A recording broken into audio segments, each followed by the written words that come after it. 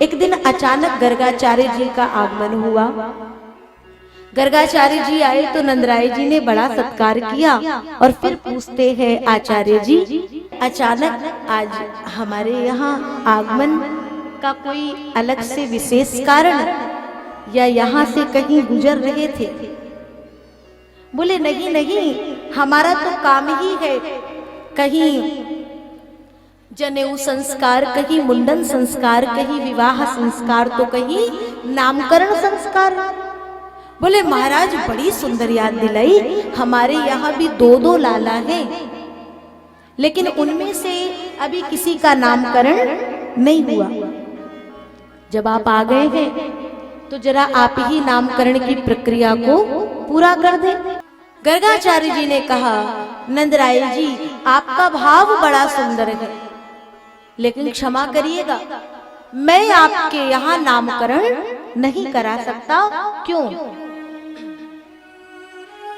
सबसे पहली बात कि मैं आपके घर का आचार्य नहीं हूं, और दूसरी बात कंस को पता चलेगा कि मैंने ये प्रक्रिया पूरी कराई है तो उसका जो संदेह है वो और प्रबल हो जाएगा कि जिस बालक की वो खोज कर रहा है वो बालक आपके घर में है। मैं नामकरण कराऊं, आपने जितने भी उत्सव किए उसमें कोई ना कोई दैत्य, कोई ना कोई राक्षस उसने भेजा है। सरकार मैं नहीं चाहूंगा कि मैं नामकरण कराऊं और आपके लाला को कोई कष्ट हो। नहीं नहीं पंडित जी आप जैसा कहेंगे मैं बहुत शांति प्रिय ढंग से नामकरण के इस संस्कार को पूर्ण करूंगा। जब शांति की बात आई तो गर्गाचार्य जी तैयार हो गए। मंदिर में दोनों माताओं को आदेश हुआ है, मंदिर में आचार्य जी विराजमान हो गए हैं। दोनों मैया अपने अपने लालाओं को लेके चली, रोहिणी मैया और यशोदा मैया। लेकिन ना जाने क्यों रोहिणी जी के हृदय में एक बात आई कि सरकार, नंदरानी जी को कहती, अरे यशोदा बहन ये पंडित जी को कुछ ज्ञान व्यान है या नहीं, जरा थोड़ी पहले परीक्षा कर ली जाए। बोले कैसी परीक्षा करें? बोले काम करो, अपने लालाओं की अदला बदली कर करके बैठ जाए। मतलब बोले हमारे लाला को तुम ले लो और तुम्हारे लाला को हमें दे दो, और पंडित जी में ज्ञान होगा तो अपने आप पहचान जाएंगे सरकार। अब दोनों मैया लालाओं की अदला बदली करके पहुंची। सुनिएगा जरा, गर्गाचार्य जी के नेत्र जैसे ही पढ़े, गर्गाचार्य जी ने देखा, वाह माताओं का पुराण अलग ही चलता है। हाँ, ये 18 के मध्य में नहीं आता, ये अलग से बनता है, और इसीलिए माँ के आगे परमात्मा भी झुकता है। अब यहाँ देखिएगा जरा, गर्गाचार्य जी ने पूजन की प्रक्रिया को पूरी कराया, लेकिन जैसे ही रोहिणी जी की ओर दृष्टि गई और उनके गोद में जो बालक है, आप न सोचना कि हमारी दृष्टि वहां नहीं है। गर्गाचार्य जी ने जैसे ही रोहिणी जी की गोद के उस बालक को देखा तो गर्गाचार्य जी कुछ कहने जा रहे थे, जो कहने जा रहे थे उनका मुख खुला तो खुला रह गया, पलके ऊपर गई तो वही ऊपर ही रुक गई। सरकार ऐसा लगा मानो गर्गाचार्य जी की समाधि लग गई। पंडित जी क्या हुआ? पंडित जी कुछ बोलते नहीं। फिर माँ ने कहा, अरे ओ पंडित जी, कोई प्रत्युत्तर नहीं आया। अरे रोहिणी बहन क्या हुआ?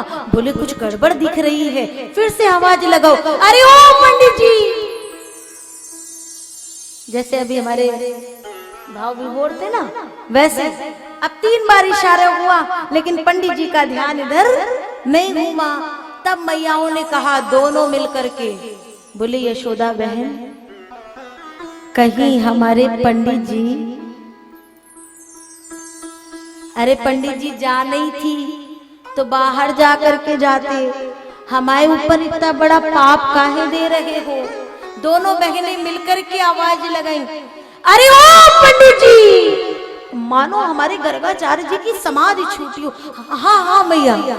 अरे पंडित जी आपने तो डराई दी थी, कहाँ चले गए थे? बोले मेरी छोड़ो, ये देखो तुम्हारे जो लाला है ना, आपकी बड़ी कृपा है, आपकी गोद में जो लाला है ये कोई साधारण लाला नहीं है। अरे माँ ये तो साक्षात, बोले साक्षात? भगवान ने वही गोद से इशारा किया। बस बस गुरुदेव यही फुल स्टॉप कर दो, इसके आगे जाने की आवश्यकता नहीं है, क्योंकि इसके आगे की बात कहोगे तो मैया मुझे वो शालिग्राम भगवान की तरह अलमारी में बिठा देगी, रोज वो चिनिया बादाम का भोग लगाएगी, आगे की कोई लीला होने वाली नहीं है। बात को पलटो गुरुदेव। गुरुदेव कहने जा रहे थे ये तो साक्षात परब्रह्म परमात्मा है, लेकिन कह दिए ये तो साक्षात समस्त गुणों की खान है। रोहिणी जी आपकी गोद में जो लाला है वो आपके नहीं, यशोदा मैया के लाल हैं। मैं इनके क्या नाम रखूं, इन्हें किस एक नाम से पुकारूं? ये विराट परमात्मा है और मुझ में इतनी सामर्थ्य नहीं है कि मैं उस विराट को एक में ला करके सीमित कर दूं, लेकिन तो भी मैं अपने बुद्धि के अनुसार, अपनी मति के अनुसार नामकरण की प्रक्रिया को पूर्ण करता हूँ। सर्वप्रथम यशोदा मैया की गोद में जो बालक हैं उनको कहते हैं अयम ही रोहिणी पुत्रो रमयन सुहृदो गुणे। ये यशोदा जी ये आपके नहीं, रोहिणी जी के लाला हैं। इनमें बल की अधिकता होने के कारण इनका एक नाम होगा बल राम।